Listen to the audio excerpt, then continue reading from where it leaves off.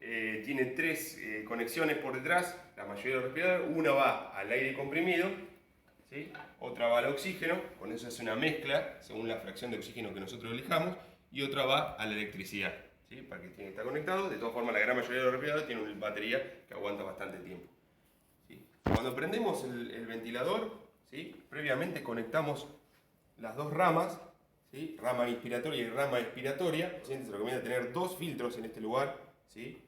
Filtro antimicrobiano, para no contaminar el ventilador y para no contaminar al paciente según en las dos ramas. ¿Sí? Cuando se enciende el ventilador, automáticamente se pide un chequeo, una calibración, ¿sí? Entonces eso es un paso muy importante que hay que hacerlo. Se prende y el mismo ventilador, variando la marca, te va tirando distintas cosas que uno tiene que ir haciendo. Tapar la tubuladura, destaparla, ¿sí? Prueba todo el circuito y una vez que está listo uno puede iniciar la ventilación. Lo único que tenemos que saber en estos pacientes de ventilación es un solo modo. Como todos los lavarropas tienen varios modos de lavado, el ventilador también tiene varios modos. Pero lo único que nos importa acá es uno que se llama volumen control, que nosotros controlamos el volumen. Cada inspiración que llega al paciente, nosotros le seteamos cuántos mililitros entran. Entonces el ventilador le va a tirar esos mililitros en cada ciclo ventilatorio, ¿sí? Nosotros, por ejemplo, un número, ponemos 400 mililitros, el ventilador le va a dar 400 mililitros en cada ventilación, ¿sí? Entonces nosotros lo llamamos volumen control o VCB porque controla el volumen, ¿sí? Entonces uno de los parámetros que vamos a setear es, en este modo, es el volumen. ¿Y cómo es? ¿Cómo elegimos los mililitros adecuados para cada paciente? Lo elegimos, depende el peso del paciente, pero no el peso de cuánto pesa realmente, sino el peso teórico del paciente, porque se sabe que los pulmones están relacionados, el tamaño de pulmones, con el largo del paciente, con la altura, más que con el peso, ¿sí? Si un paciente viene de 130 kilos, no le vamos a poner 800 de VT, de volumen corriente. Vamos a medirlo con un centímetro, ¿sí? Y hay tablas o fórmulas. ¿Y cuántos mililitros relacionados con los kilos? 6 mililitros kilo. Entonces hacemos la cuenta del peso del paciente y le ponemos 6 mililitros kilo. Lo que tratamos de hacer en estos pacientes es hacer una ventilación protectiva. Si nos pasamos de esos mililitros kilo, hay más riesgo de lesión pulmonar y no está recomendado, y menos en estos pacientes, ¿sí? Por ejemplo, si medimos a un hombre y nos da con el centímetro que mide 175 centímetros, hacemos la fórmula y nos da un peso teórico de 70 kilos. Entonces, si lo multiplicamos por 6 mililitros, nos corresponde un VT de 420 mililitros para setear en el ventilador. Entonces, una de las cosas a setear es el volumen corriente, que lo ven acá en este respirador, se llama volumen tidal, V-tidal o VT, lo van a ver distinto, depende de la marca, va a variar. Acá dice 480, 0,48 litros, que es lo mismo con 480 mililitros. Entonces, conceptualmente, volumen corriente es igual a protección pulmonar. No deberíamos usar volúmenes corrientes altos, arrancaríamos con 6 mililitros kilo. Otra cosa que seteamos en el ventilador es la fracción de oxígeno, ¿sí? Y la PIP. ¿Por qué digo las menciono al mismo tiempo, la fracción inspiratoria de oxígeno y la PIP? Porque las dos controlan lo mismo. Con esos dos parámetros nosotros modificamos la oxigenación del paciente, ¿sí? La fracción de oxígeno en la hiperoxia, o sea, demasiado alta la fracción de oxígeno por mucho tiempo puede producir lesión pulmonar también. Entonces hay que ser cuidadoso. ¿Y cómo guiamos estos parámetros? Según la saturación de oxígeno que vemos en el monitor. Tenemos que tener entre 88 y 96% de saturación. No hay que buscar que tenga siempre 100% de saturación del paciente. Con que tenga 90, un número para acordarse, un número clásico, 90 es suficiente, ¿sí? No busquemos más saturación porque con eso es suficiente, ¿sí? Entonces regulamos la fracción de oxígeno y la PIP, que ahora vamos a ver lo que significa, para regular la oxigenación. Esta FiO2 se llama, si la ven acá, FiO2 o fracción inspiratoria de oxígeno, que dice 50%, significa que hay 50% de oxígeno y 50% de aire, ¿sí? Que tiene otras mezclas, nitrógeno, ¿sí? Que estamos, como dije acá, está el aire comprimido que está acá y el oxígeno. El respirador hace la mezcla y da ese 50%. Con la PIP, que es PIP o PEP, como lo dicen en algunos lugares, presión positiva al final de la expiración. ¿qué significa? Que queda una presión continua durante toda la expiración. Y eso hace, entre unos beneficios que hace, disminuye el shunt, disminuye el atelectrauma cuando inspira y expira. Si no le ponemos PIP, los alvéolos hacen esto, trac, trac, trac, trac, y esto termina generando una lesión a largo plazo, se llama atelectrauma, por ese mecanismo mecánico que produce el alvéolo. Esa es una cosa. Y otra cosa es cuando al paciente lo relaja, le pone sedación, analgesia, le pone relajante muscular y el paciente queda acostado, toda la presión negativa que ocurre a nivel habitualmente cuando uno está despierto se pierde y las vísceras, todo empieza a comprimir los alvéolos de abajo del pulmón y se colapsan todos. Si yo no le pongo PIP o le pongo 0 de PIP, el paciente va a tener todos sus alvéolos colapsados. Entonces nosotros le ponemos un mínimo de 5 de PIP a todos los pacientes, mínimo de 5 PIP, no tenemos que usar menos de 5, para mantener también alvéolos abiertos en el resto del pulmón. Con eso hay más áreas de intercambio gaseoso. Entonces si hay más unidades abiertas, hay más lugares. Entonces por eso controlamos la oxigenación con estos dos puntos, con la FIO y con la PIP. ¿Sí? ¿Qué otra cosa seteamos? La frecuencia respiratoria. ¿Sí?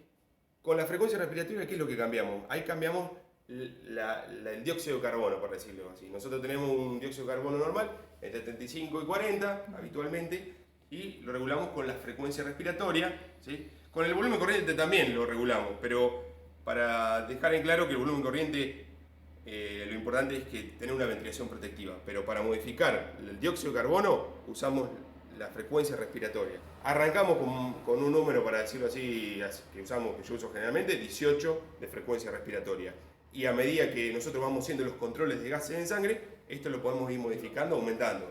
22, 24. Entonces hasta ahora nosotros venimos controlando el volumen corriente, ¿sí? Para hacer una ventilación protectiva, ¿sí? A 6 mililitros kilo. Después, ¿qué otra controlamos? La oxigenación con la PIP y con el FIO2, y hay tablas que hay que seguir, después se las paso también, cuál es la combinación de PIP y FIO que hay que tener. Y después otra cosa que podemos controlar es el tiempo inspiratorio, ¿sí?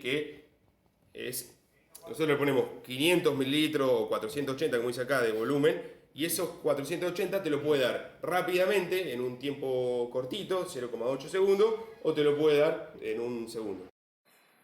Dependiendo del ventilador, podemos setear o el TI o la relación IE.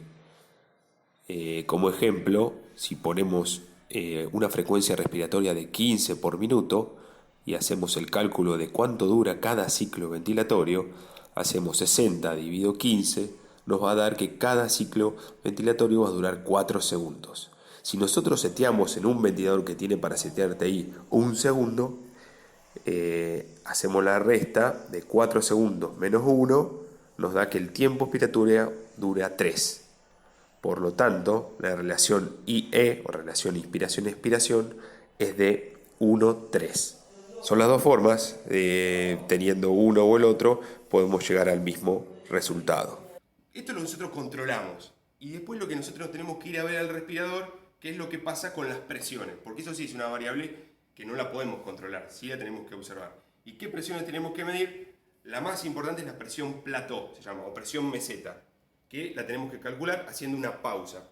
Se logra cuando nosotros le hacemos una pausa inspiratoria, ¿sí? Entonces ahí todo lo que es la vía aérea alta, por decirlo así, el tubo, la tráquea, los bronquios grandes, todo eso se anula porque no hay flujo. Se queda el paciente en una pausa. Entonces ahí estás estimando la presión que hay a nivel distal, pulmonar. Entonces, no debemos superar una plató de 30. Ese es el punto más importante de todo. Entonces nosotros al paciente ya está en ventilación mecánica, hacemos todo el seteo, ¿sí? Miramos la saturación de oxígeno y en el respirador tenemos que medir la plató, ¿sí? Si la plató es mayor de 30, tenemos que hacer unas modificaciones. Una que tenemos que hacer es bajar el volumen corriente. Si tenía 6 mililitros kilo, lo bajamos a 5 y vemos a ver si baja la presión plató, ¿sí? Si no, a 4, lo que sea necesario. Y nos importa, cuando vemos el medio interno, el pH es lo que más nos importa. No importa la CO2. Si tiene 60 de CO2, no me importa. Lo importante es que tenga más de 720 de pH para hacer modificaciones del volumen corriente, ¿sí? La que va a dar automáticamente todo el tiempo el respirador es la presión pico, ¿sí? Que es la presión que genera todo el sistema respiratorio, desde el tubo hasta los pulmones del paciente. Y eso está en relación con todo el sistema, ¿sí? Desde ahí para atrás. Por ejemplo, el paciente se le tapa el tubo, aumenta la presión pico, porque ese volumen corriente que yo le seteé para entrar tiene que vencer una resistencia fuerte porque se le tapa. no tiene El paciente presión. lo muerde porque se despierta, pasa lo mismo. Necesita vencer una alta presión, entonces aumenta la presión pico. Claro. Sí, esa es una presión. Después también a nivel pulmonar, si hay un pulmón duro porque está lleno de un distrés respiratorio o tiene un neumotórax o lo que sea, aumenta también por eso, porque para distender el pulmón también tiene que vencer una alta presión. Es la presión general que genera la presión del sistema completo. Ya lo tenés todo seteado. Sí. ¿Cómo haces para que empiece a Ah, funcionar? bueno. En este ventilador es así. Vos agarrás, ponés 50, vamos a poner. Yo siempre arranco con 100 de FIO, porque lo intubás y a veces, después de intubarlo, a veces el paciente queda hipoxémico, entonces siempre empiezo con 100% de FIO. ¿Sí? Acá.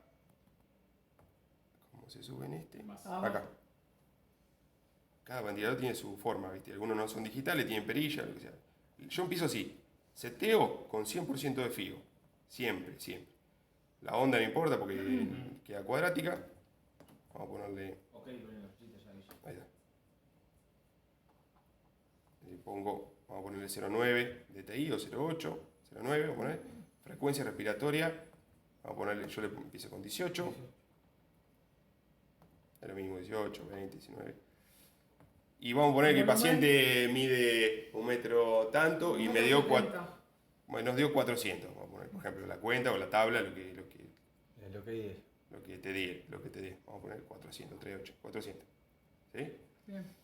Y la PIP siempre empezamos con 5, ¿sí? No menos de 5, nunca. La sensibilidad, bueno, esto significa el paciente puede, si está despierto, puede asistir encima de la frecuencia que yo le doy. Meter respiración. Mete presión arriba. Entonces, por ejemplo, si el respirador detecta una diferencia de presión o un robo de flujo del sistema, le tira una ventilación. ¿Y cuántos mililitros le tira? Lo que vos le seteaste. Entonces, si el tipo hace una respiración extra, el respirador lo detecta y le tira otro de 400. No le va a tirar una la que La normal. pide al paciente, sino la que vos le seteaste, porque es volumen control. ¿Sí? Entonces, sensibilidad. Yo le dejo ahí -2, -3. Igual el paciente no tiene que asistir en las primeras horas, tiene que estar bien sedado. ¿Sí? Ahí está. Una vez que está todo seteado, iniciar, dice este ventilador. Y ahí empieza. Ahí está. Falla de energía eléctrica significa que no está enchufado. ¿Tiene para enchufarlo? Bueno, ahí está. Esta es la curva de flujo, esta es la Bien. curva de presión. Y si vos, este es el stand-by, cuando vos al paciente lo vas a aspirar o le vas a hacer alguna modificación en el sistema de la tubuladora y vos lo tenés que conectar con alguna cosa, lo pones en stand-by. Sí.